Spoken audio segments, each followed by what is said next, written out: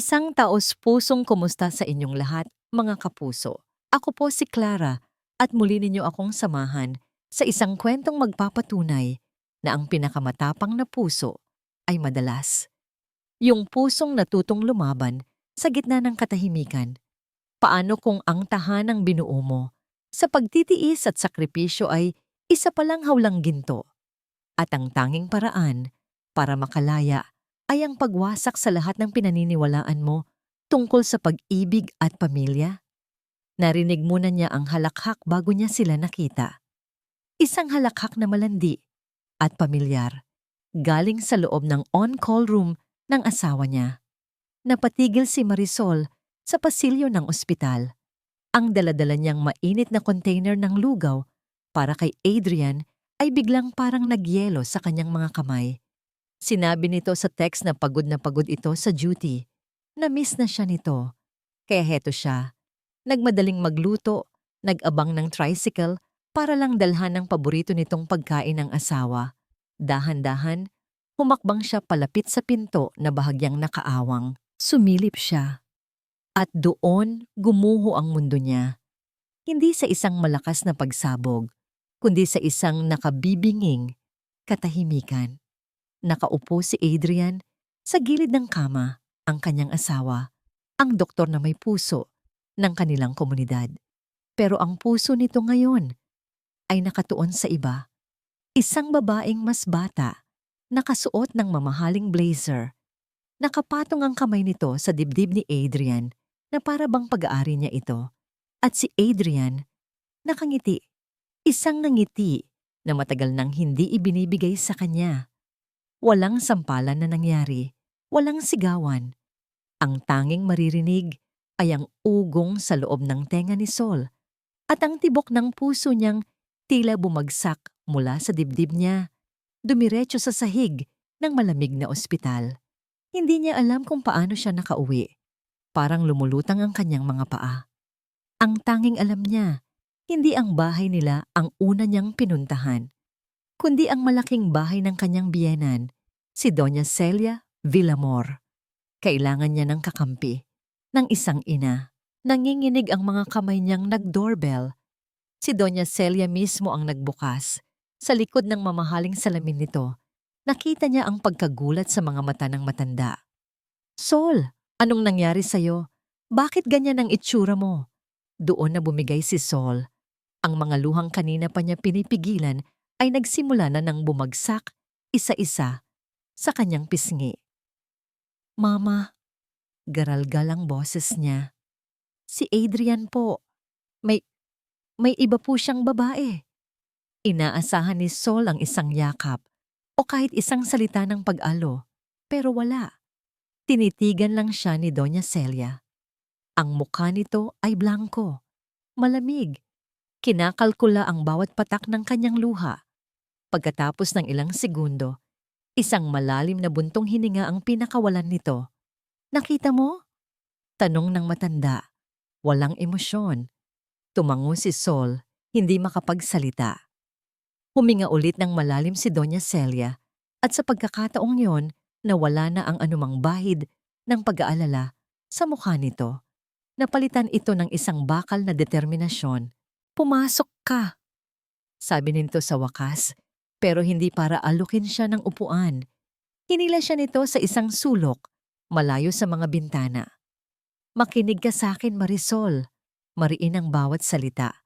Huwag kang gagawa ng gulo." Natigilan si Sol. "Po, manahimik ka," utos nito. At sa boses niya, naramdaman ni Sol ang isang sampal na mas masakit pa sa anumang sampal na pisikal. "Doktor ang asawa mo. May pangalan ng pamilya natin na dapat ingatan. Naiintindihan mo ba?"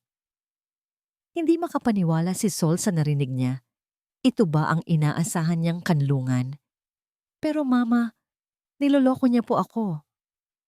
"At ano ang gusto mong gawin?" Tinaasan siya ng kilay ni Doña Celia. "Mag-eskandalo ka sa ospital? Ipagkalat mo? Para ano? Para pag-usapan tayo ng buong barangay? Para masira ang reputasyon ng asawa mo? Ng pamilya natin?" Tinalikuran siya nito. Hudyat na tapos na ang usapan. Dahan-dahan itong naglakad patungo sa pinto para ihatid siya palabas. Ang bawat hakbang nito ay parang pako na lalong bumaon sa puso ni Sol. Naiwan siyang nakatayo doon, nanginginig, basang-basa sa luha, at ngayon, lubos na nag-iisa. Nang nasa may pinto na sila, humarap muli si Doña Celia. Hinawakan nito ang braso ni Sol at sa isang tinig na halos pabulong ngunit puno ng pagbabanta, sinabi nito ang mga salitang tatatak sa kaluluwa ni Sol magpakailanman. Isipin mo ang kinabukasan ng anak mo bago ka gumawa ng kahit anong kabaluan. At pagkatapos, isinara nito ang pinto. Ang susi sa pinto ay marahang pumasok sa seradura. Narinig ito ni Sol mula sa kanilang kwarto. Agad niyang ipinikit ang kanyang mga mata. Hinila ang kumot hanggang sa kanyang baba at pinakiramdaman ang bawat galaw sa labas. Pumasok si Adrian. Tahimik. Siguro ay iniisip niyang tulog na siya. Narinig niya ang pagtanggal nito ng sapatos, ang paglagay ng wallet at susi sa ibabaw ng mesa, ang pagbukas ng aparador. Pagkatapos ng ilang minuto, naramdaman niya ang paglubog ng kabilang parte ng kama. Humiga si Adrian sa tabi niya. Hindi gumalaw si Sol. Pinigil niya ang kanyang hininga. Amoy na amoy niya ang pabango ng ibang babae na kumapit sa damit nito. Isang pabangong matamis at mahal, hindi katulad ng baby cologne na palagi niyang ginagamit. Naramdaman niya ang bigat sa kanyang dibdib. Ang asawang katabi niya ay parang isang estranghero, isang kasinungalingan. Ang init ng katawan nito ay hindi na nakakapagbigay ng kapanatagan, kundi ng isang nanunuot na lamig.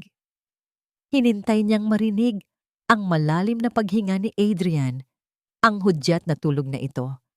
At nang marinig niya iyon, doon pa lang niya pinakawalan ang hiningang kanina pa niya tinitimpi. Hindi siya umiyak. Tapos na ang oras ng pag-iyak. Ang mga salita ni Doña Celia ay umalingaw-ngaw sa kanyang isip. Manahimik ka. Isipin mo ang anak mo. Oo, iisipin niya ang anak niya. At iisipin niya ang sarili niya. Dahan-dahan siyang bumangon. Sa dilim ng kwarto, kinapa niya ang daan papunta sa lumang aparador kung saan nakatago ang mga dokumento ni Adrian. May isang kahon ng sapatos doon na puno ng mga lumang papel. Tax records, resibo, bank statements. Sinabi noon ni Adrian na itago niya dahil importante. Ngayon niya lang naintindihan kung gaano kaimportante ang mga ito. Dinala niya ang kahon sa sala, kung saan ang tanging ilaw ay nanggagaling sa siwang ng bintana. Umupo siya sa sahig at binuksan ito. Hindi siya naghahanap ng mga love letter o litrato. Ang hinanap ng kanyang mga daliri ay ang mga papel na may numero, mga credit card statements. Ang dating trabaho niya bilang records controller ay biglang bumalik sa kanya. Ang kanyang mga mata, na kanina'y puno ng luha, ay naging matalas, analytical. Isa-isa niyang binasa ang mga linya. Mga charge sa gasolina, groceries, normal. Pero habang binubuklat niya ang mga nakaraang buwan, may mga nagsimulang lumitaw na hindi normal. Isang charge mula sa isang kilalang jewelry store. 2 buwan na ang nakalipas. Hindi para sa kanya ang alahas na yon. Mga charge mula sa isang hotel sa Tagaytay. Weekend. Ang sabi ni Adrian noon ay may medical conference siya at paulit-ulit na lumalabas ang isang pangalan ng restaurant. La Serene. Isang lugar na ang presyo ng isang putahe ay katumbas na ng 1 linggong budget nilang mag-ina. Isang lugar na hindi man lang nabanggit sa kanya ni Adrian kahit kailan. Hinawakan ni Sol ang papel. Naramdaman niya ang pagpatak ng isang mainit na likido dito. Luha. Hindi niya namalayan, umiiyak na naman pala siya. Pero iba na ang mga luhang ito. Hindi na ito luha ng isang biktima. Ito ay luha ng galit, ng pagkamulat. Binalik niya ang lahat sa kahon, maingat na walang mababago sa ayos. Bago niya ito isinara, nahagip ng kanyang mata ang isang bagay sa ilalim ng aparador. Ang kanilang wedding album. Kinuha niya ito at binuklat. Sa gitna, naroon ang paborito niyang litrato. Nakangiti sila pareho. Mga matay nangungusap ng mga pangarap. Inihaplos niya ang kanyang daliri sa mukha ni Adrian sa litrato. Sa ngiti nito, kailan, bulong niya sa hangin. Kailan pa naging kasinungalingan ang nangiting to? Isinara niya ang album at itinabi ito. Bago siya bumalik sa kama, kinuha niya ang kanyang cellphone. Nanginginig ang mga kamay niya habang tinitipa ang pangalan ng restaurant sa search bar. At habang nakatitig siya sa mga litrato ng magarbong lugar, biglang umilaw ang screen ng telepono niya. Isang text message mula sa isang numerong hindi nakarehistro. Binuksan niya ito. 2 pangungusap lang ang nakasulat. Hindi lang ikaw ang biktima niya. Mag-iingat ka. Kinabukasan, sinadya ni Sol na magising ng maaga. Ang mensaheng natanggap niya kagabi ay parang isang multo na hindi siya tinantanan. Hindi lang ikaw ang biktima niya. Sino? At paano siya mag-iingat? Ipinaghanda niya ng almusal si Adrian at ang anak nilang si Lian na parang walang nangyari. Ngumiti siya. Nagtimpla ng kape. Naghain ng pagkain. Bawat galaw niya ay normal sa paningin, ngunit sa loob niya ay may nagbabagang plano. Ang nangiti niya ngayon ay isa ng maskara. Isang sandata. Pupunta lang ako sa palengke. May bibilin lang. Paalam niya kay Adrian matapos ihatid si Lian sa school bus. Tumangulang si Adrian habang nagbabasa ng dyaryo. Hindi man lang nag-angat ng tingin. Para sa kanya, isa lang itong ordinaryong araw. Para kay Sol, ito na ang simula ng laban. Maingay at masikip sa palengke. Ang amoy ng sariwang isda ay humahalo sa samyo ng mga gulay at prutas. Dito lumaki si Sol. Kabisado niya ang bawat sulok, ang bawat sigaw ng mga tindera.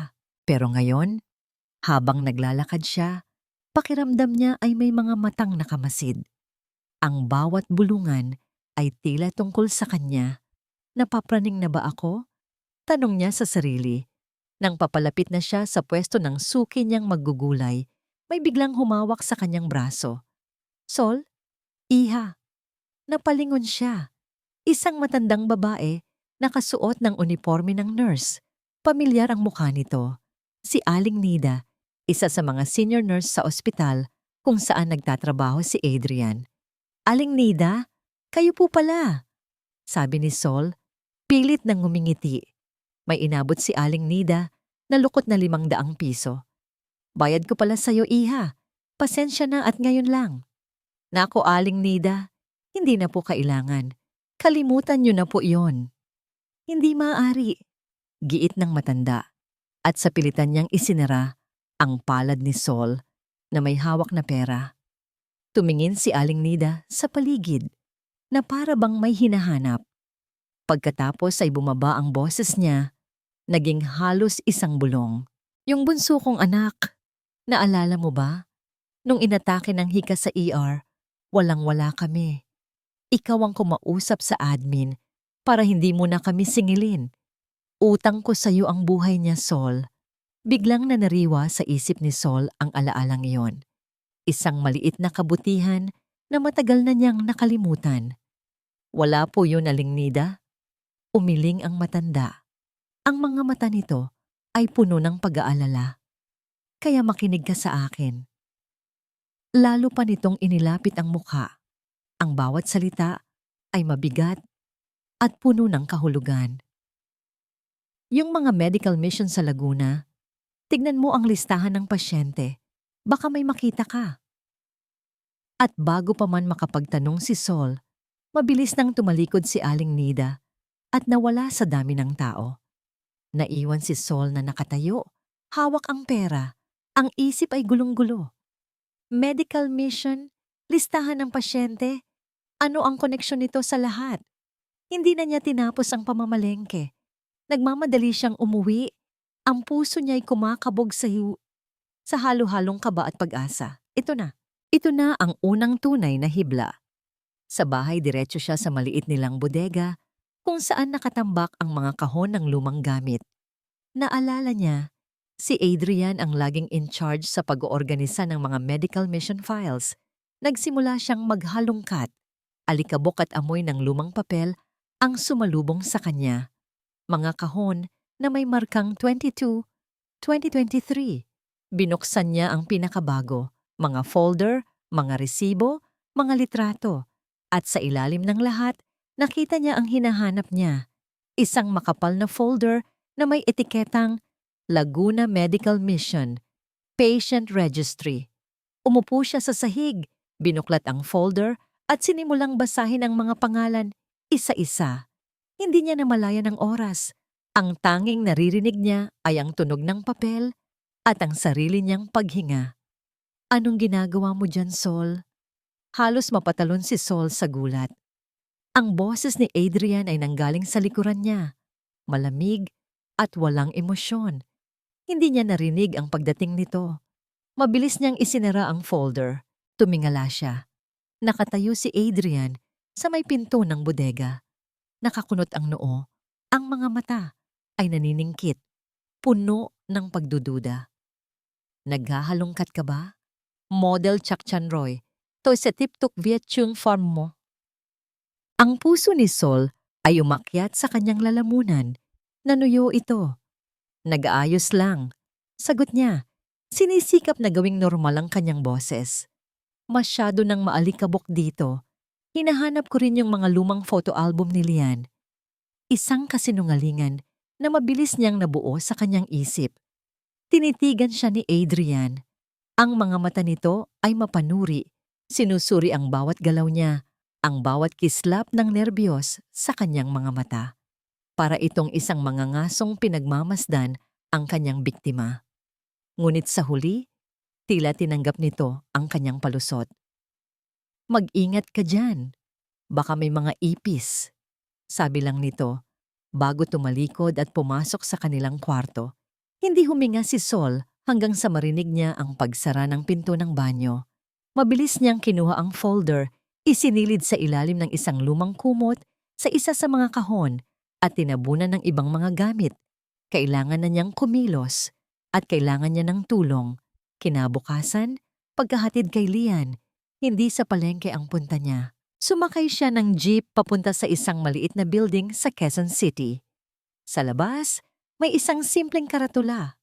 Reyes Law Firm. Ang opisina ni Attorney Nico Reyes ay hindi magarbo. Puno ito ng mga libro ng batas, hindi ng mga mamahaling palamuti. Ang tanging maririnig ay ang tahimik na pag-type ng kanyang sekretarya. Ito ang nagbigay lakas ng loob kay Sol. Kailangan niya ng isang abogadong seryoso, hindi yung puro salita lang. Anong maipaglilingkod ko sa'yo, Sol? Tanong ni Nico nang makaupo na sila sa loob ng kanyang opisina. Magkaklase sila noong college pero hindi sila naging malapit. Si Nico ang laging seryoso sa klase, ang laging may sagot sa propesor. Nanginginig ang mga kamay ni Sol habang inilalabas mula sa kanyang bag ang mga kopya ng credit card statements. Sinimulan niyang ikwento ang lahat. Ang babae sa ospital, ang mga kasinungalingan, ang mga resibo, ang malamig na pakikitungo ni Doña Celia. Umiiyak na siya sa kalagitnaan ng kanyang salaysay. Hindi siya pinatigil ni Nico. Hinayaan lang siya nitong ilabas ang lahat. Nang matapos si Sol, hindi ito nagbigay ng mga salitang pampalubag loob. Sa halip, kinuha nito ang mga papel at sinuri ito, isa-isa. Infidelity is hard to prove for an annulment case. Sabi nito sa wakas, ang boses ay kalmado at professional. Pero itong mga resibo, it shows a pattern of deception. Pwede nating gamitin yan. Gusto ko lang po makuha ang custody kay Lian, sabi ni Sol. At makalaya sa pagsisinungaling na ito. Tumango si Nico. Naiintindihan ko. Pagkatapos ay tinitigan niya si Sol. May iba pa ba? Nag-alinlangan si Sol, pero naalala niya ang babala sa text at ang sinabi ni Aling Nida. Kinuwento niya ang tungkol sa medical mission sa Laguna. Biglang nagbago ang itsura ni Nico. Ang kaninang profesional na interes ay napalitan ng matalas na atensyon. Umupo siya ng tuwid. Listahan ng pasyente kamo? Opo. Sabi po nung nurse, baka may makita ako. Sol, sabi ni Nico, at ngayon ay may bigat na ang bawat salita niya. This is bigger than cheating. Kung may mali sa listahan na yan, this could be fraud. Natigilan si Sol. Fraud? Huwag ka munang mag-isip tungkol sa drama ng pag-ibig. Payo ni Nico. Ang mga mata niya ay nakatutok sa kanya, puno ng intensidad. Stop crying. Start documenting. Kumuha ito ng papel at nagsulat. Ito ang listahan ng mga dokumentong kailangan mong kunin. Kailangan ko ng kopya ng lahat ng files ng medical mission, bank statements for the past 5 years, titles ng mga ari-arian nila, lahat ng kaya mong makuha nang hindi ka nahuhuli. Habang nagsasalita si Nico, may isang bagay sa tono niya na nagbigay ng pahiwatig. Kilala niyo po ba sila? Tanong ni Sol. Isang matipid na ngiti ang sumilay sa labi ni Nico. Sabihin na lang natin na may history ako sa board of directors ng ospital na yan. Pero ibang kwento na yon. Tumayo si Sol. Ang pakiramdam ay mas gumaan. Sa wakas, mayroon na siyang direksyon. May kakampi na siya. Thank you, Nico. Sabi niya, puno ng pasasalamat. Huwag ka munang magpasalamat. Hindi pa tayo nagsisimula. Sagot nito. Ang pinakamalakas na ebidensya ay hindi yung nakakaiyak, kundi yung hindi nila kayang itanggi. Nang makalabas si Sol sa gusali, huminga siya ng malalim. Sa unang pagkakataon sa loob ng maraming araw, nakaramdam siya ng pag-asa. Mayroon siyang plano, mayroon siyang laban. Pero habang naglalakad siya sa sidewalk, biglang nag-ring ang kanyang cellphone, isang hindi pamilyar na landline number. Kinakabahan niya itong sinagot. Hello? Hello, good morning. Si Mrs. Marisol Villamor po ba ito? Tanong ng isang boses ng babae sa kabilang linya. Yes, speaking. Ma'am, from St. Therese Integrated School po ito, advisor ni Lian. Biglang kumabog ng malakas ang dibdib ni Sol. Bakit po? May nangyari po ba kay Lian? Nako, hindi po ma'am. Okay na okay po si Lian. Mabilis na sagot ng guro. Tumawag lang po ako para i-confirm. Nandito po kasi si Mrs. Celia Villamor, ang lola po ni Lian. Sabi po niya, susunduin niya raw po si Lian para sa lunch. Napatigil sa paglalakad si Sol. Ang buong mundo niya ay tila huminto sa pag-ikot. Hindi niya alam kung paano siya nakarating sa eskwelahan. Ang tanging naririnig niya ay ang kumakabog niyang dibdib at ang malakas na ugong ng tricycle na sinakyan niya. Bawat segundo ay parang isang oras. Bawat metro ay parang isang kilometro. Pagbaba niya sa tapat ng gate, natanaw niya sila agad.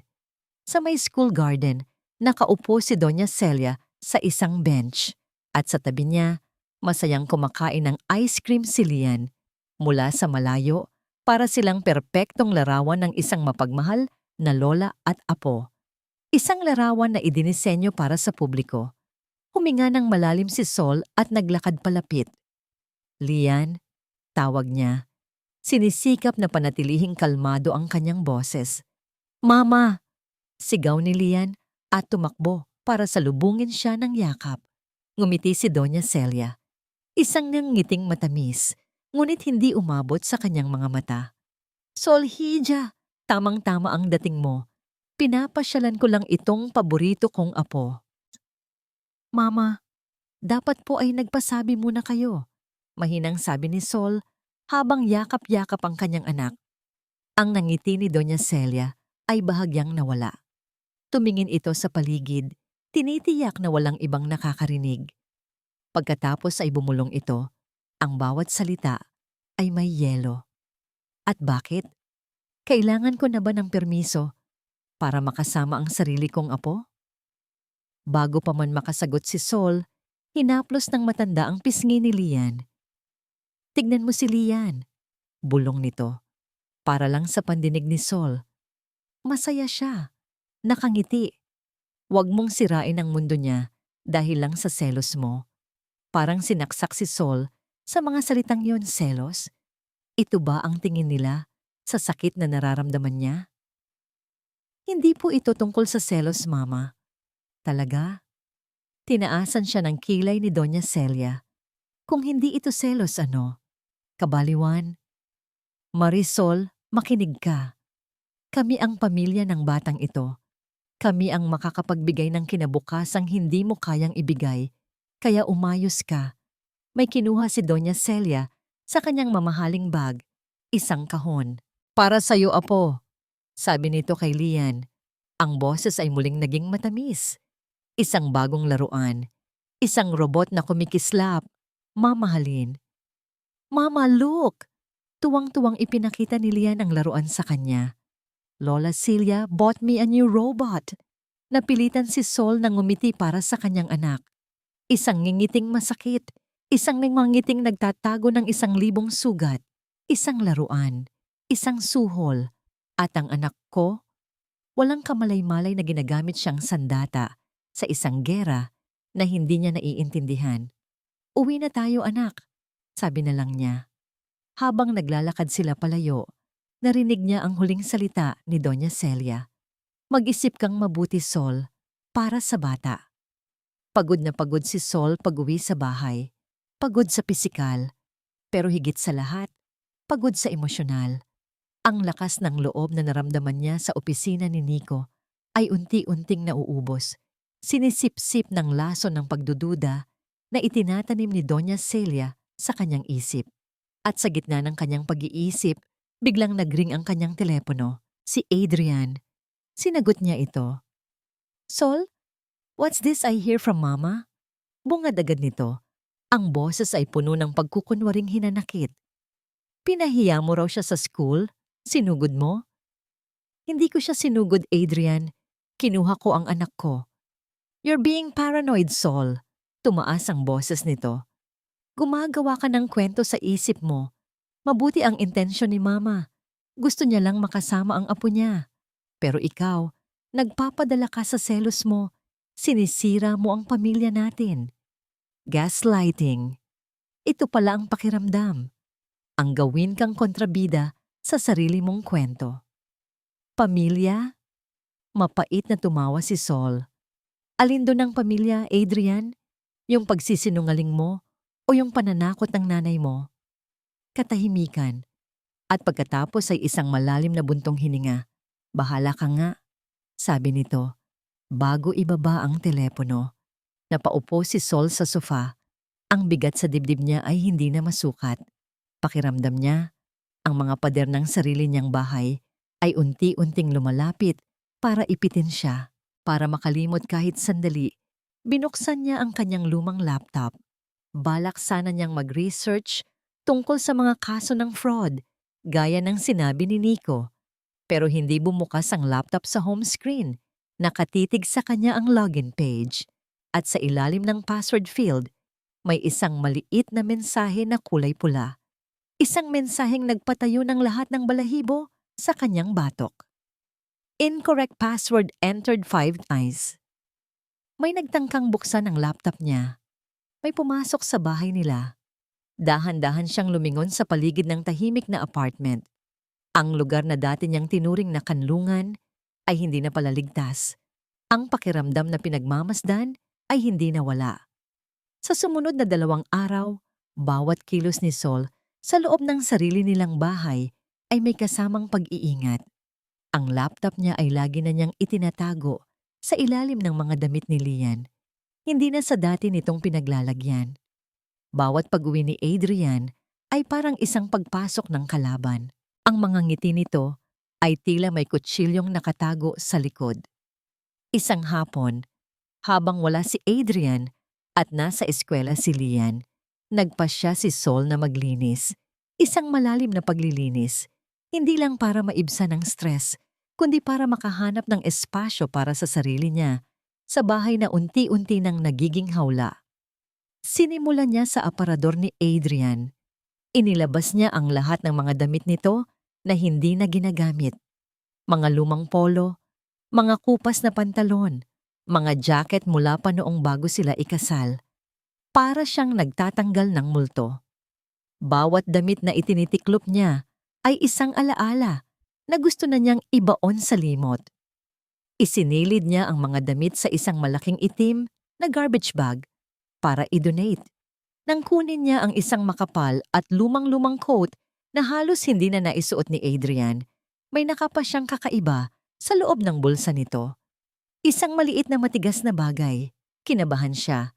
Dahan-dahan niyang ipinasok ang kanyang kamay sa bulsa. Ang kanyang mga daliri ay dumapo sa isang maliit na parihaba.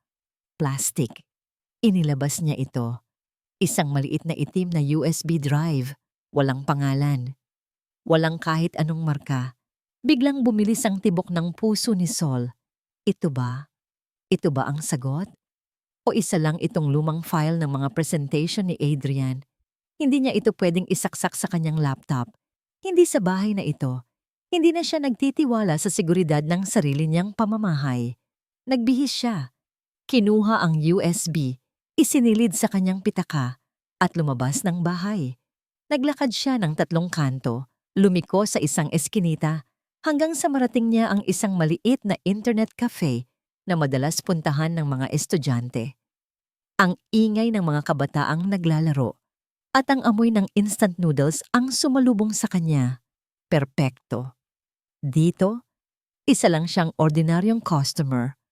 Walang makakapansin. Umupa siya ng isang PC sa pinakasulok na pwesto. Ang keyboard ay medyo malagkit. Ang monitor ay medyo malabo. Pero hindi yun mahalaga. Ang mahalaga ay ang sikretong hawak niya sa kanyang nanginginig na kamay. Isinaksak niya ang USB. Ilang segundo ng paghihintay na parang habambuhay. At pagkatapos, lumitaw ang isang drive icon sa screen. Binuksan niya ito. Isang folder lang ang laman. Nakapangalan, personal. Binuksan niya ulit. Sa loob, may isa pang folder. Inventory. Dito na nagsimulang manlamig ang mga kamay ni Sol. Binuksan niya ang huling folder at bumungad sa kanya ang isang listahan ng mga spreadsheet. Laguna Variance sa Calasan, Batangas Variance sa Aclasi, Pharma Orders 2023 Bot XLSX. Binuksan niya ang una, ang spreadsheet na para sa Laguna. Ang kanyang mga mata ay mabilis na tumakbo sa mga column. Isang listahan ng mga pangalan ng pasyente. Sa tabi, ang mga gamot na inireseta, mga mamahaling branded na gamot para sa high blood, diabetes, at asthma. At sa pangatlong column na may titulong actual dispensed, naroon ang ibang mga pangalan ng gamot, mga generic, mas mura. Doon niya naintindihan ang blueprint ng kanilang fraud. Pero may isa pang file na nakaagaw ng kanyang pansin, isang Word document. Ang pangalan ng file, Project Nightingale. Binuksan niya ito.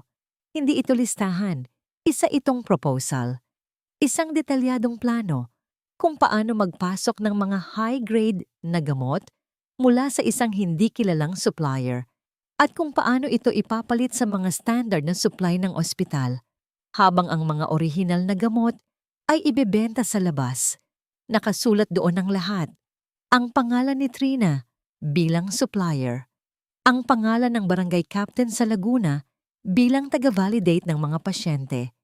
At sa dulo ng dokumento, sa ilalim ng approved by, may 2 pangalan, Dr. Adrian Villamor at Doña Celia Villamor. Napahawak si Sol sa kanyang bibig. Ang kanyang hininga ay naghahabol. Ito ay mas malala pa sa inaakala niya. Ito ay isang organisadong krimen at ang kanyang biyenan, ang utak sa likod ng lahat. Ma'am, 5 minutes na lang po kayo. Sabi ng lalaking nagbabantay sa counter. Nagising si Sol sa kanyang pagkakatulala. Mabilis niyang kinopya ang lahat ng files sa isang secure na online drive na ginawa niya gamit ang isang pekeng pangalan. Ineject niya ang USB. Tinanggal. Itinago. Gusto niyo po magpa-print, ma'am? Tanong ulit ng bantay. Hindi makapagsalita si Sol. Umiling lang siya. Ang kanyang kamay ay nanginginig habang hawak ang mouse. Nagbayad siya. Halos hindi na mabilang ng tama ang perang inaabot niya. Paglabas niya sa internet cafe, ang sikat ng araw ay parang tumutusok sa kanyang mga mata. Ang isip niya ay lumilipad. Ang bigat ng kanyang natuklasan ay parang isang malaking bato na nakadagan sa kanyang dibdib. Nasa kanya na ang lahat, ang ebidensya, ang katotohanan. Hahakbang na sana siya para tumawid ng may isang sasakyang pumarada sa kabilang kalsada. Isang pamilyar na silver na sedan. At sa loob, sa driver's seat, nakatingin sa kanya ang isang pamilyar na mukha. Ang driver ng pamilya, Villamor. Napatigil si Saul sa gitna ng sidewalk. Ang pakiramdam na pinagmamasdan ay hindi na isang paranoia. Totoo ito. At alam nilang may alam na siya. Ang silver na sedan ay hindi sumunod. Naghintay lang ito sa kabilang kalsada na parang isang buwayang nag-aabang sa pampang. Naintindihan ni Saul ang mensahe. Nakikita ka namin. Alam namin ang bawat galaw mo. Hindi siya umuwi agad. Naglakad siya ng walang direksyon, pilit na pinapakalma ang sarili. Pumasok siya sa isang simbahan at umupo sa likod. Hindi siya nagdasal. Tinitigan niya lang ang kandilang may sindi, ang maliliit na apoy na sumasayaw, at hinayaan ang sarili na malunod sa katahimikan. Pagkalipas ng isang oras, kumalam ang kanyang sikmura. Hindi pa pala siya nanananghalian. Ang takot ay humalo sa gutom. Kailangan niyang kumain. Kailangan niyang maging malakas. Para kay Lian. May isang karinderya malapit sa simbahan. Isang maliit na pwesto na pamilyar sa kanya. Dito sila madalas kumain ng kanyang ina noong bata pa siya. Ang amoy ng nilaga at ginigisang bawang ay naghatid ng kaunting kapanatagan. Umorder siya ng isang mangkok ng goto at umupo sa isang mesa sa sulok. Sol, ikaw pala! Bati ni Aling Beth ang may-ari mula sa likod ng counter. Ang tagal mong hindi napasyal dito. Kamusta na si Doktor? Isang pilit ng ngiti lang ang naisagot ni Sol. Okay naman po, Aling Beth. Busy lang po palagi. Habang kumakain siya, pumasok ang dalawang babaeng pamilyar sa kanya. Mga kapitbahay nila. Mga miyembro ng local prayer group ni Doña Celia.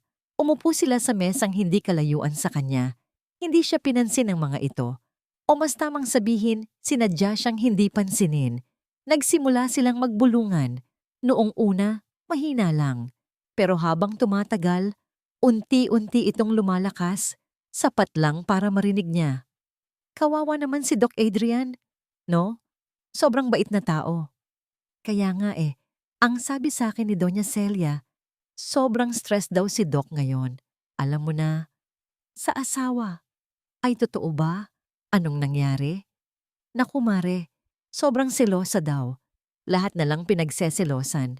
Minsan daw bigla na lang umiiyak tapos biglang magagalit. Nag-iiba na raw ang pag-iisip. Napahigpit ang hawak ni Sol sa kanyang kutsara. Ang mainit na goto ay biglang nawalan ng lasa.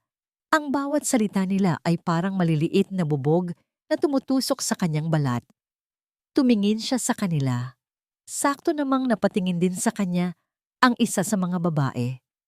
Agad itong umiwas ng tingin na para bang nahuli sa isang kasalanan.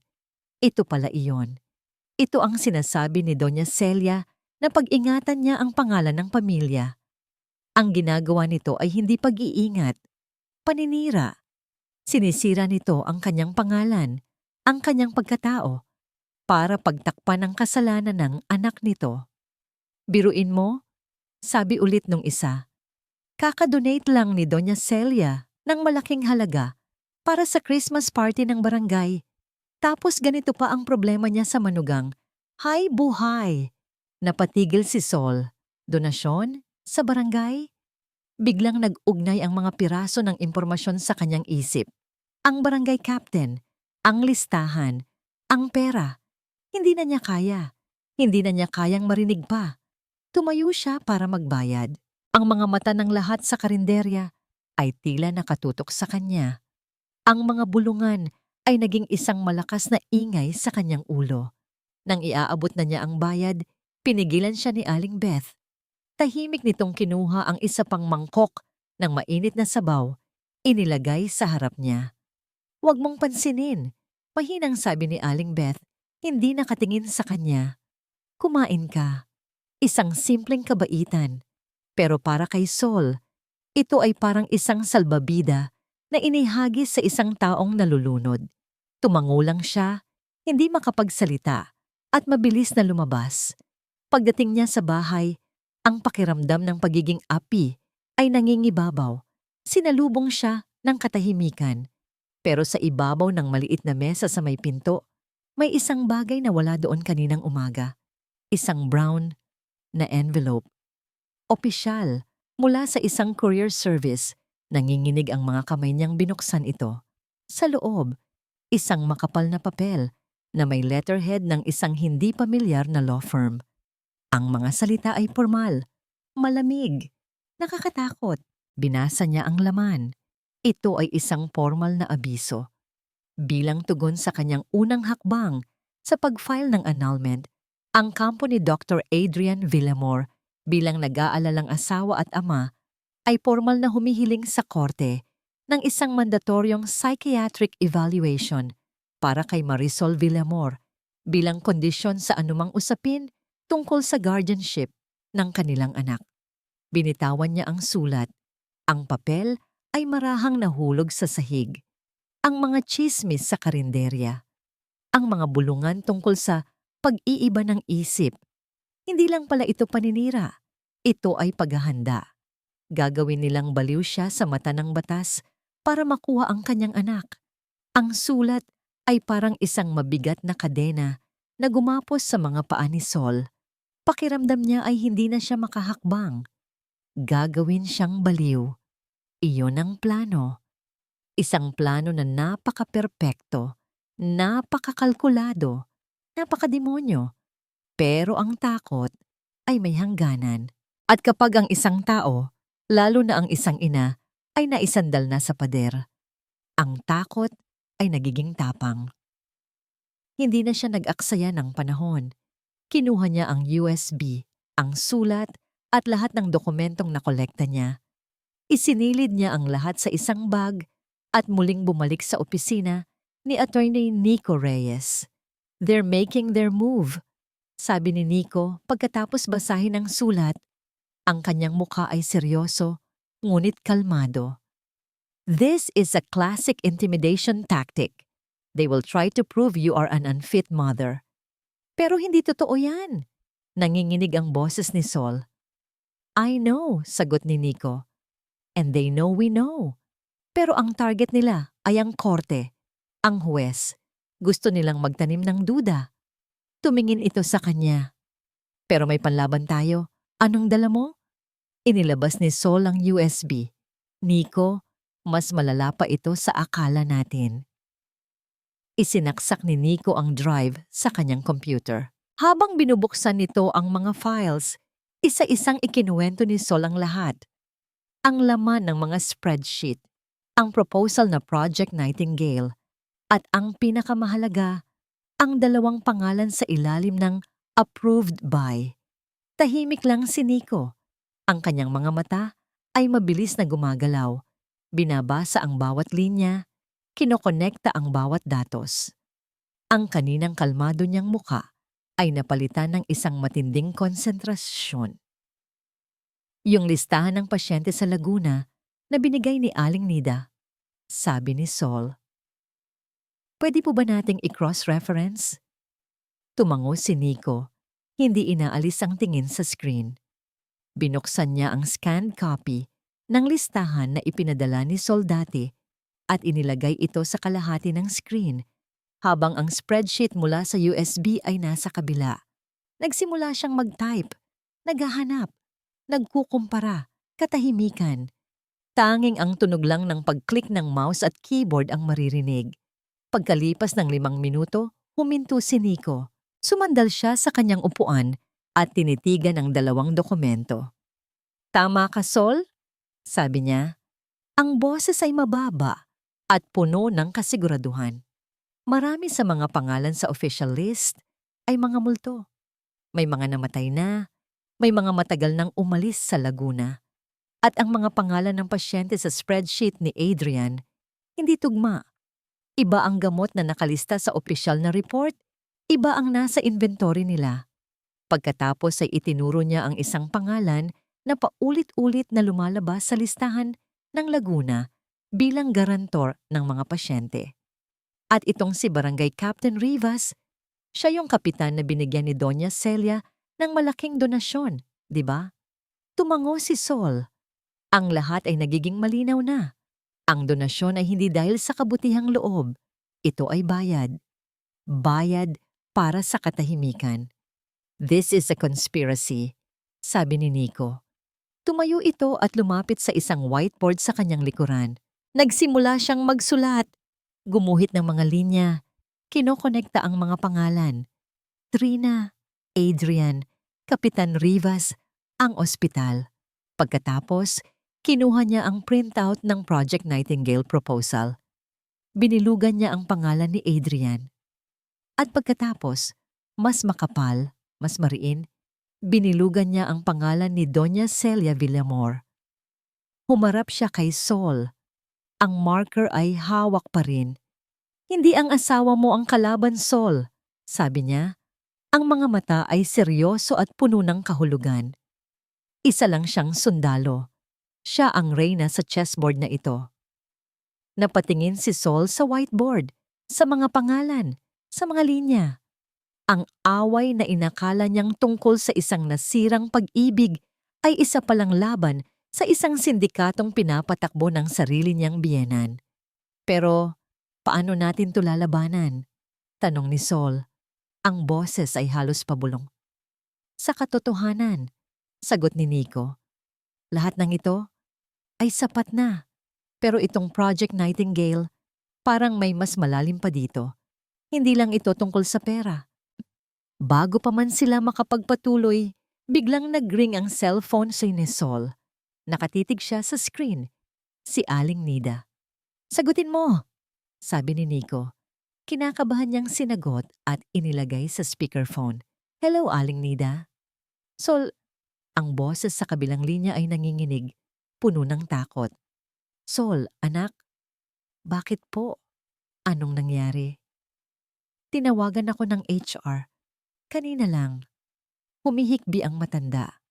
Sinabihan ako na wag nang pumasok bukas. Pinapatanggal na daw ako. Effective immediately. Napahawak si Sol sa kanyang dibdib.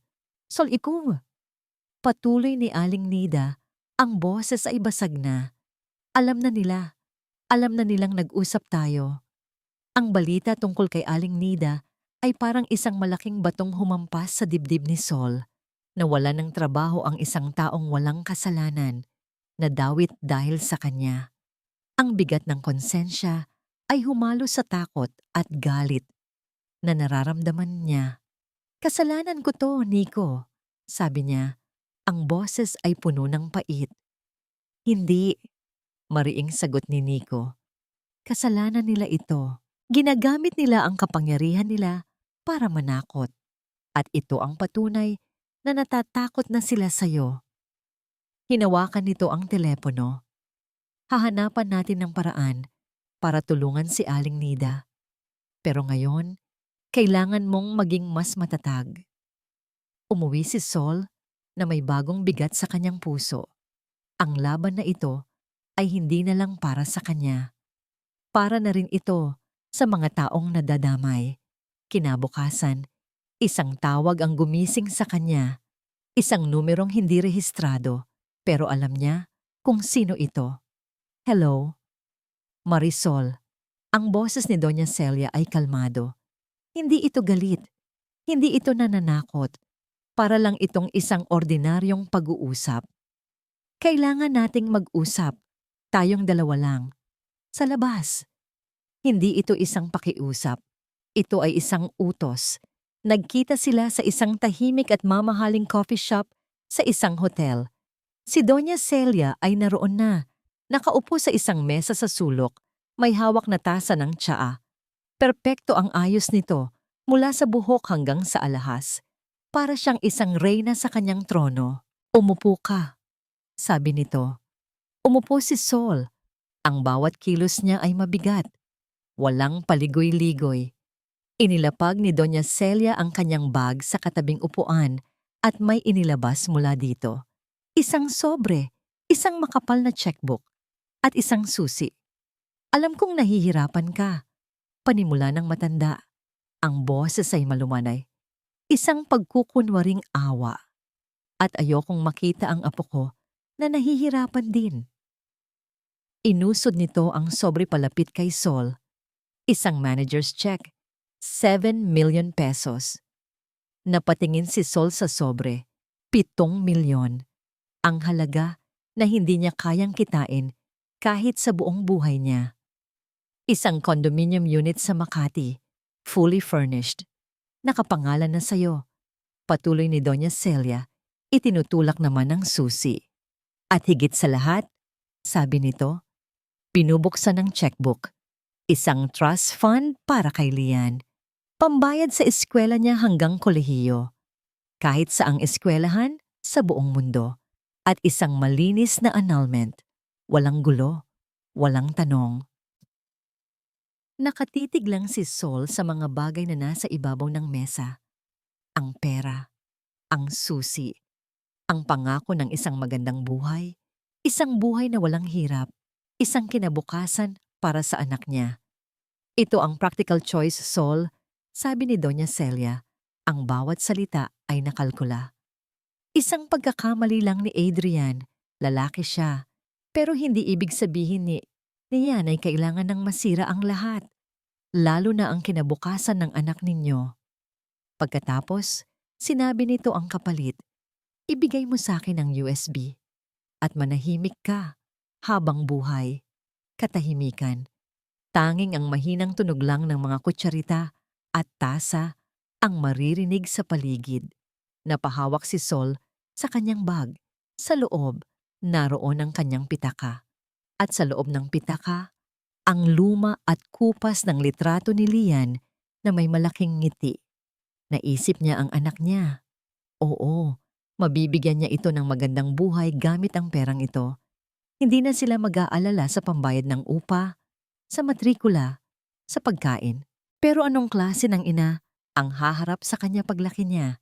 Isang inang nagbenta ng katotohanan? Isang inang hinayaan ang masama na manalo? Tumingin si Doña Celia sa kanyang relo. Naghihintay ako, Marisol. Nagangat ng tingin si Sol. Ang kaninang pag-aalinlangan sa kanyang mga mata ay unti-unting nawala. Napalitan ito ng isang bagay na mas matibay, isang bagay na hindi kayang bilhin ng pera. Alam niyo po, Mama, mahinang sabi ni Sol. Noong una, ang gusto ko lang ay ang katotohanan. Pero ngayon, hindi na lang yon.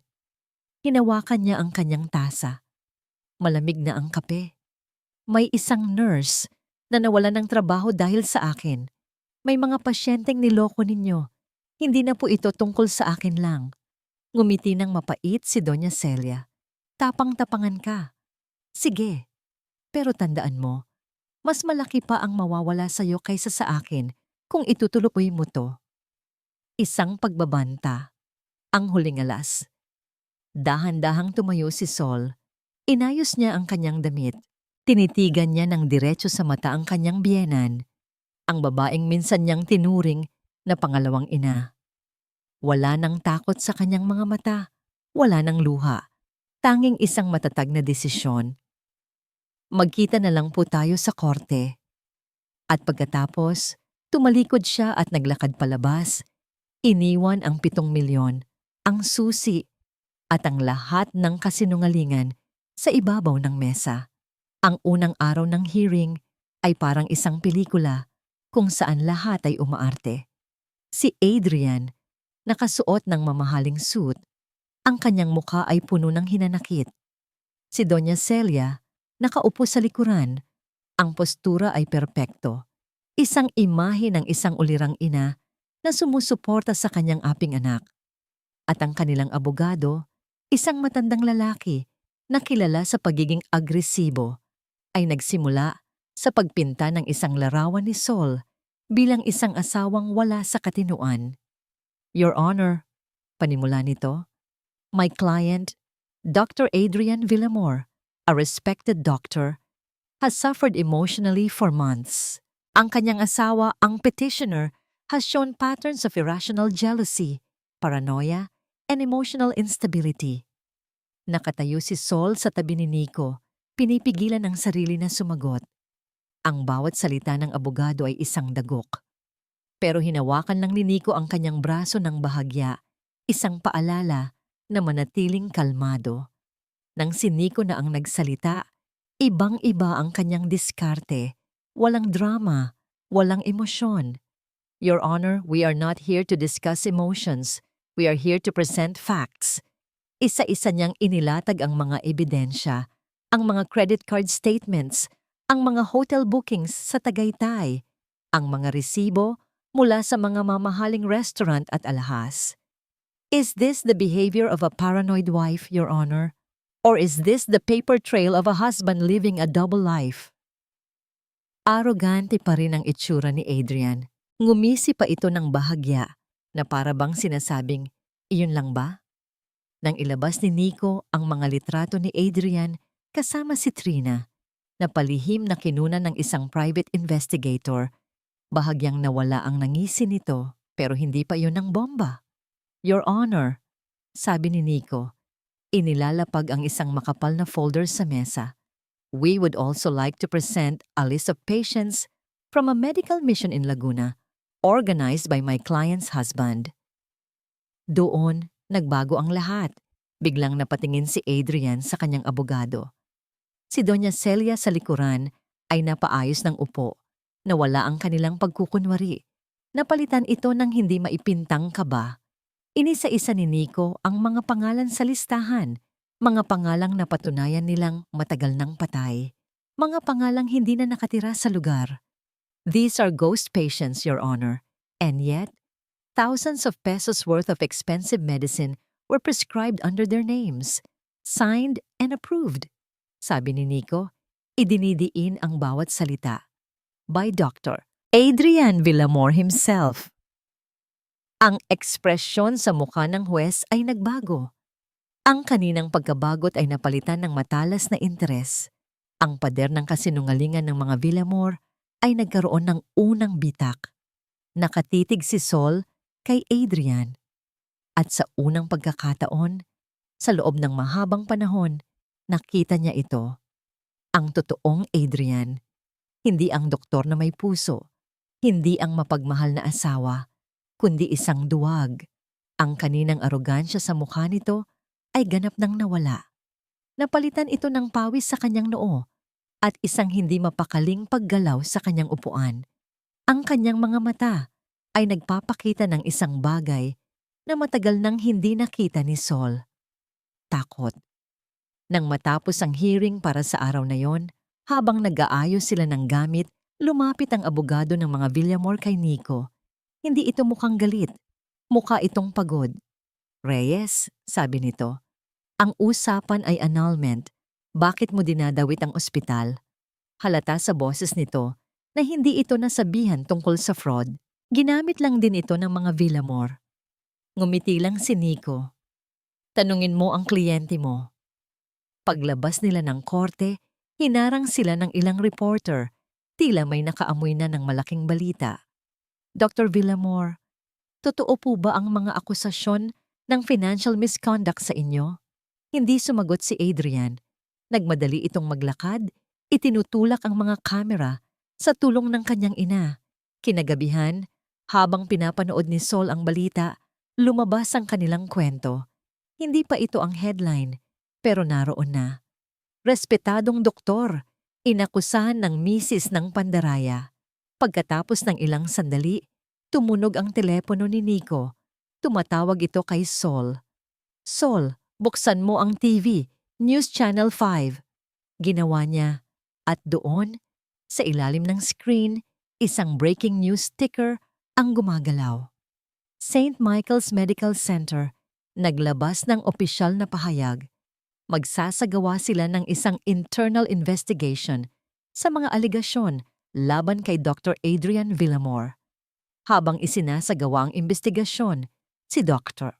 Villamor ay inilagay sa indefinite leave of absence. Binitawan ni Sol ang remote. Indefinite leave. Ibig sabihin, suspendido. Ang kastilyong binuo nila sa kasinungalingan at pagmamalaki nagsisimula na itong gumuho. Ang pagsuspindi kay Adrian ay nagdulot ng isang lindol sa pamilya Villamor. Hindi na ito tungkol sa tsismis ng kapitbahay. Opisyal na ito. Ang pangalan na pinag-iingatan ni Doña Celia ay nabahira na ng isang eskandalong hindi basta-basta mabubura. Nalaman ni Sol mula kay Nico na ang internal hearing ng ospital ay gaganapin sa loob lamang ng 2 araw. Hindi ito korte, mas malala pa ito. Ito ay isang tribunal ng mga kapwa-doktor at administrador na ang pangunahing layunin ay protektahan ang institusyon, hindi ang isang empleyado. Dito, ang reputasyon ay mas mahalaga kaysa sa katotohanan. At dito rin isinagawa ni Doña Celia ang kanyang pinakadesperado at pinakamalupit na galaw. Hindi nakadalo si Sol o si Nico sa hearing. Pribado ito. Pero kinahapunan, isang tawag mula sa isang source ni Nico sa loob ng ospital ang nagkwento ng lahat ng nangyari. Habang nakikinig si Sol sa speakerphone, hindi siya makapaniwala. Nagsimula ang hearing na inaasahan nilang itatanggi ng mga Villamor ang lahat. Ngunit isang matalinong stratehiya ang ginawa nila. Inamin ni Adrian ang relasyon nila ni Trina. Sa harap ng board, umarte si Adrian bilang isang lalaking nagkamali, isang kahinaan na sinamantala. Umiyak pa ito ayon sa source. Sinabi niyang labis siyang nagsisisi sa panloloko niya sa kanyang asawa. Ngunit pagdating sa usapin ng pera at gamot, biglang nagbago ang kanyang kwento. I was manipulated, sabi daw ni Adrian. Ang boses ay basag. Trina was in charge of the pharmaceutical partnership. Pinapirma niya ako sa mga dokumentong hindi ko lubos na naiintindihan. Sinamantala niya ang tiwala ko. Pagkatapos, pumasok ang reyna para protektahan ang kanyang hari. Si Doña Celia, bilang isang malaking donor ng ospital, ay pinayagang magsalita.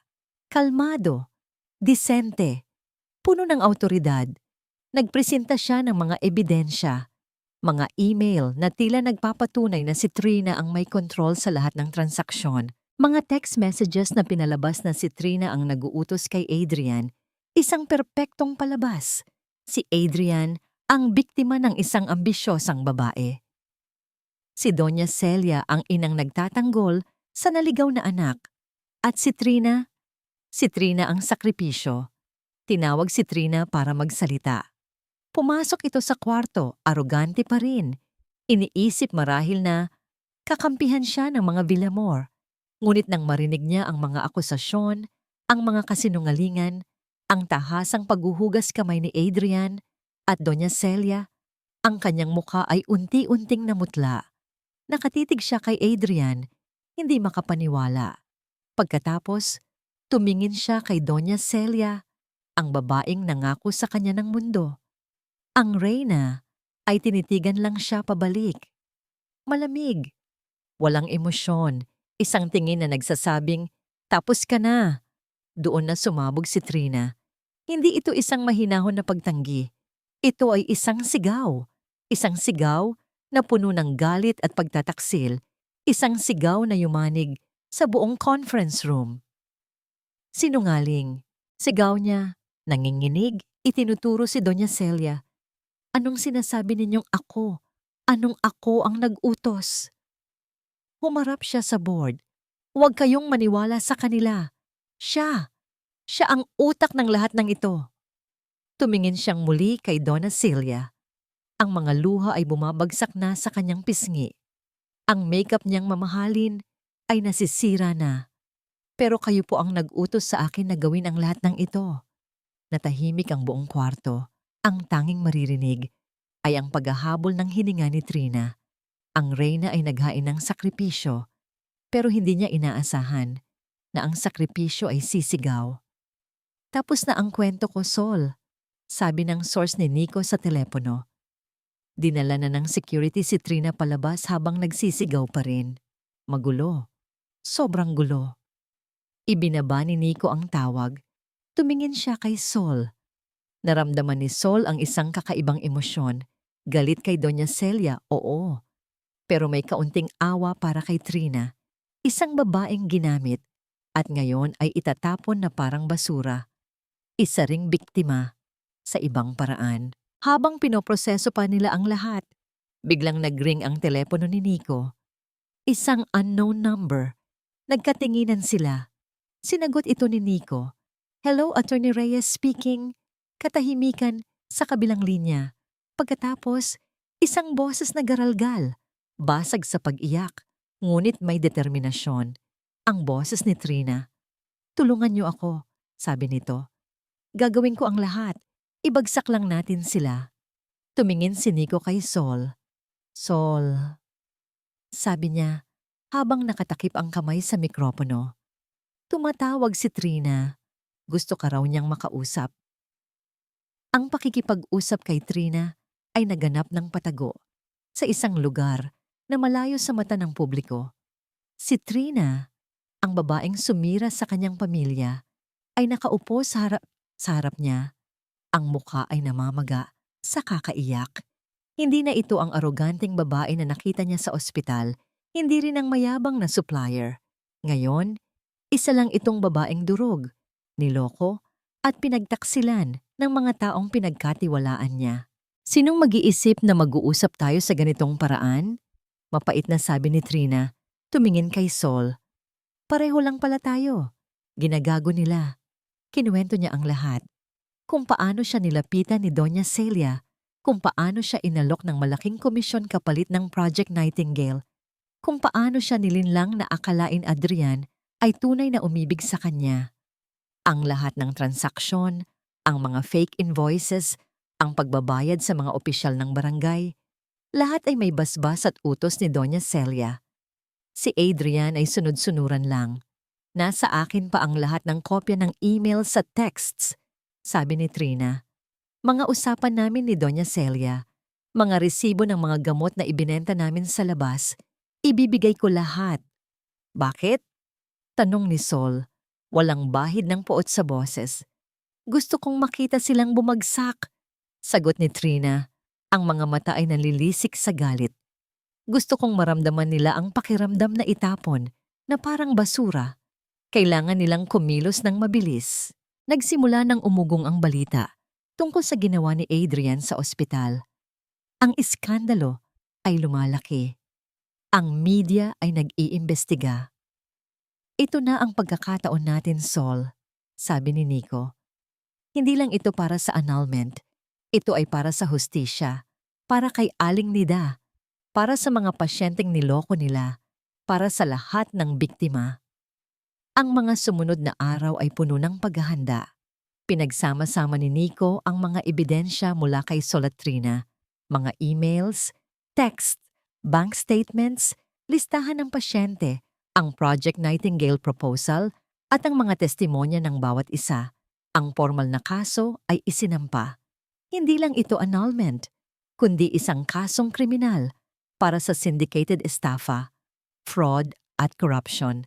Kasama sa mga akusado, Dr. Adrian Villamor, Trina Ramos, at ang utak sa likod ng lahat, Doña Celia Villamor.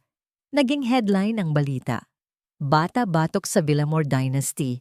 Dating asawa at mistress, nagkaisa laban sa pamilya ng doktor. Ang pangalan ng mga Villamor ay ganap ng nadurog. Ang dating iginagalang na ospital ay nasa ilalim ng matinding investigasyon. Ang mga charity donors na dating ipinagmamalaki ni Doña Celia ay mabilis na umurong. Nang dumating ang araw ng formal na pagdinig, ang korte ay puno ng mga tao. Media, mga nagmamalasakit, mga naghahanap ng hustisya. Sa loob ng courtroom, tiningnan ni Sol si Adrian. Nakaupo ito sa bench ng mga akusado. Ang balikat ay nakayuko, ang mga mata ay walang buhay. Hindi na siya ang Adrian na nakilala niya. Hindi na ito ang Adrian na minahal niya. Wala nang galit sa puso ni Sol. Tanging isang malalim na lungkot para sa isang buhay na nasayang.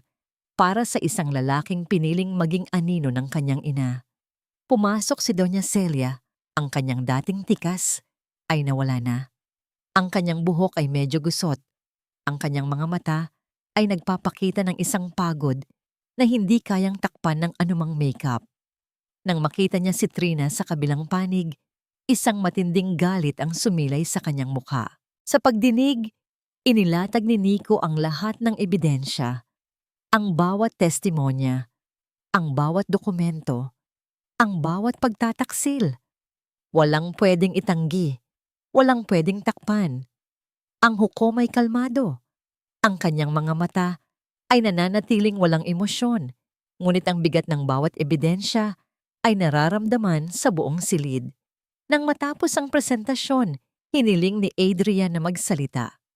Your Honor, sabi nito, ang boses ay nanginginig. Nagsisisi po ako. Nagkamali po ako. Ginawa ko lang po ang lahat para sa aking pamilya. Pero huli na, ang korte ay hindi na nagbigay ng espasyo para sa mga pag-iwas. Ang mga hurado ay kalmado ngunit matatag. Matapos ang maikling deliberations, binasa ang desisyon. Si Dr. Adrian Villamor kasama si Trina Ramos ay napatunayang nagkasala sa syndicated estafa at fraud. Ang mga parusa ay ipapataw. Matapos ang huling pagdinig, si Doña Celia Villamor, ang reyna sa chessboard na ito, ay napatunayang mastermind at co-conspirator. Mas mabigat ang kaso niya. Nahaharap siya sa mas matinding parusa. Napaupo si Doña Celia, ang mukha ay ganap ng blangko. Ang kanyang buong buhay ay nakasentro sa pangalan ng pamilya. At ngayon, ito ay nasira. Hindi dahil sa isang ingay na asawa, kundi sa sarili nilang kasakiman. At pagdating sa usapin ng annulment at custody ni Lian, considering the overwhelming evidence of infidelity, fraud, and the documented attempts to destabilize the petitioner's mental state, this court grants the annulment of marriage between Marisol de la Peña and Adrian Villamor. Furthermore, full and sole custody of Lian Villamor is awarded to Marisol de la Peña. Hindi na napigilan ni Sol ang kanyang mga luha. Pero ngayon, ito ay luha ng ginhawa, luha ng tagumpay. Ang laban ay tapos na. Hindi agad naramdaman ni Sol ang ginhawa. Ang tagumpay sa korte ay hindi katulad ng sa pelikula na may fireworks at masayang pagtatapos. Sa halip, ito ay parang isang malalim na paghinga matapos ang matagal na pagpigil. Ang unang umaga, pagkatapos ng desisyon, ay kakaiba. Tahimik. Walang pagbabanta. Walang takot na may biglang magbubukas ng pinto o susubukang buksan ang laptop niya. Nakatingin siya kay Lian na mahimbing pa ring natutulog sa tabi niya. Ang kanyang anak. Ang kanyang tanging pag-asa. Lumipat sila sa isang maliit, ngunit maliwanag at malinis na apartment. Malayo sa anino ng mga Villamor. Minimalis ang kanilang mga gamit, hindi marangya, pero bawat sulok ay punong-puno ng kapayapaan. Nagsimula ulit si Sol sa kanyang dating trabaho bilang records controller sa isang maliit na insurance company. Iba na ang kanyang pananaw ngayon. Hindi na siya nagtatrabaho para lang magkaroon ng pera. Nagtatrabaho siya para sa sarili niya, para ipakita kay Lian na ang isang babae ay kayang tumayo sa sarili niyang mga paa. Isang umaga, habang naghahanda siya ng almusal, simpleng pandesal at kape, nagising si Lian. Lumapit ito sa kanya, kinukusot ang mga mata. Mama, sabi ni Lian, ang boses ay antok pa. You're smiling again. Napatigil si Sol. Hinaplos niya ang pisngi ng kanyang anak. Totoo, nakangiti na ulit siya. Hindi ito pilit. Hindi ito maskara. Ito ay isang tunay na ngiti, galing sa kaibuturan ng kanyang puso. Yes, anak, sabi niya. Yumuko para halikan ito sa noo. Masaya si Mama. Naramdaman ni Sol ang pagkakalma ng kanyang isip. Ang mga alaala ng sakit, ng galit, ng pagtataksil ay naroon pa rin. Pero hindi na ito ang nangingibabaw. May bago ng espasyo para sa pag-asa. Isang hapon, habang nag-aayos siya ng mga gamit sa kanyang opisina, nagring ang kanyang telepono. Isang pamilyar na pangalan ang lumitaw sa screen. Nico. Hello, Sol. Bati nito. Kumusta? Okay naman, Nico. Sagot niya nakangiti. Ikaw? Busy pa rin pero may magandang balita. Si Aling Nida, nakabalik na sa trabaho. May kasong isinampa sa ospital at nanalo siya. May compensation pa. Napangiti si Sol. Isang maliit na tagumpay. Isang patunay na ang kabutihan ay nagbubunga. Thank you, Nico. Sabi niya, hindi na ito isang formal na pasasalamat. Ito ay galing sa puso. Salamat sa lahat. Wala yon, Sol. Sagot nito. Masaya akong nakita kitang ganyan. Malakas ka. Nagpatuloy sila sa pag-uusap ng ilang minuto. Hindi na tungkol sa kaso, kung hindi bilang magkaibigan, walang romansa, tanging paggalang. Pagkatapos ng tawag, tumayo si Sol at lumapit sa bintana. Ang araw ay unti-unting lumulubog at ang langit ay pinipinturahan ng kulay kahel at pula. Nakatingin siya sa ibaba, sa mga taong abala sa kanilang mga buhay. Noong dati, ang paglubog ng araw ay naghahatid ng lungkot. Ngayon, ito ay naghahatid ng pangako. Pangako ng isang bagong bukas. Malapit na ang takip silim. Pero para kay Sol, ito ay parang bukang liwayway. Ang simula ng isang bagong kabanata. Ibinuka niya ang bintana. Ang sariwang hangin ay humaplos sa kanyang mukha. Laging may bintana na bubukas, kahit pasarado ang lahat ng pinto.